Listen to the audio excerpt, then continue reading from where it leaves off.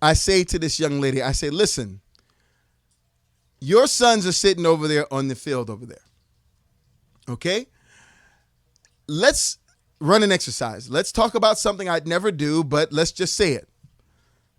If I were to run over there right now and just punch one of your kids in the face and stomp the other one into the ground and just commence to beating the hell out of them for a good 10 minutes, and I was able to walk away without being stopped, without being stumped back, without having my ass kicked, are you mad at me or are you mad at your husband? You mad at me for doing it, or you mad at your husband for being so damn weak that he let it happen? Hey, man, let me tell you people, a lot of these polarizing statements are made as a means to draw lines between those of us who are ready to do something amazing and those of us who are not. Those of us who accept weakness, listen, call it whatever the hell you want. Say it's concern. Say it's respect for the elders. Use whatever terms that you use, but it boils down to one thing. It is an acceptance of weakness. It is a statement that you are too weak. Remember, the United States of America was formed not by its Constitution.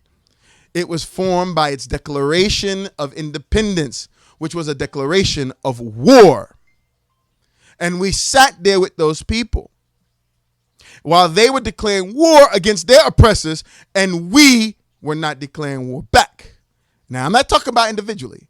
I'm talking about one at a time. Now, let me share a little piece of information with you, something that is the other angle of all of this, right? So take a look here at this one article.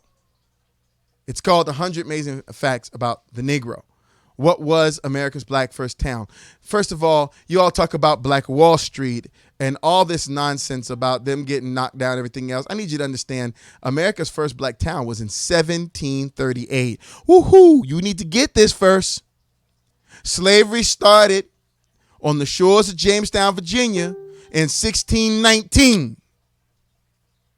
1 year later, 100 years later, a century, there were not only revolts, upheavals. There was the loss of Haiti. There were a set of people in Brazil who fought back and won. There were other groups who fought back and won. There were so many different things that were going down.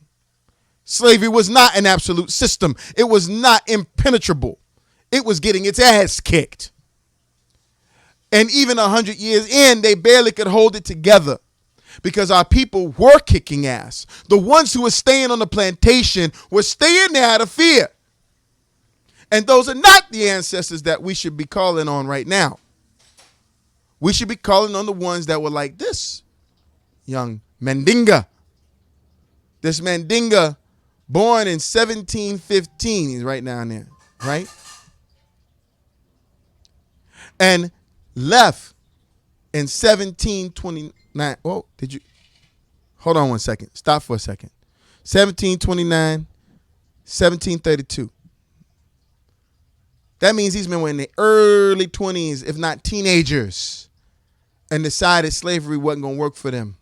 They ran down to a city and created their own city, 38 different families, called Fort Mose, first black town in the United States of America, following the first white town in the United States of America just 100 years earlier. And this is the one that's recorded. Listen, let me tell you something. The first black judge was in 1780. The first black head of Congress was in 1700s, in 1780.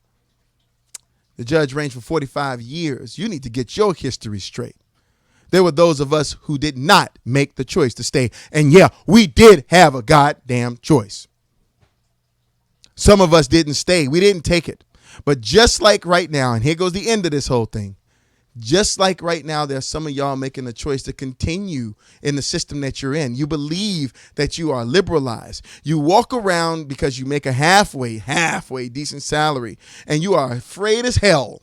You'll say, concerned, damn concerned. Concern comes from fear. If you weren't afraid of something happening, you wouldn't be concerned. So concern, the source of concern is fear. Because you are afraid, you are not seeking real solutions to your problems. Because you are afraid, you are not building the new black towns. Because you are afraid is why we have 18 fearless people at Freedom Nation and not 1,800. This is Farouk Hunter. This is my midday morning rant. You can actually see the sun outside. And I'm reminding you that we are not weak people. And any time that you are oppressed for an extended period of time, it is a choice. Make the choice to break out of slavery. Make the choice for freedom.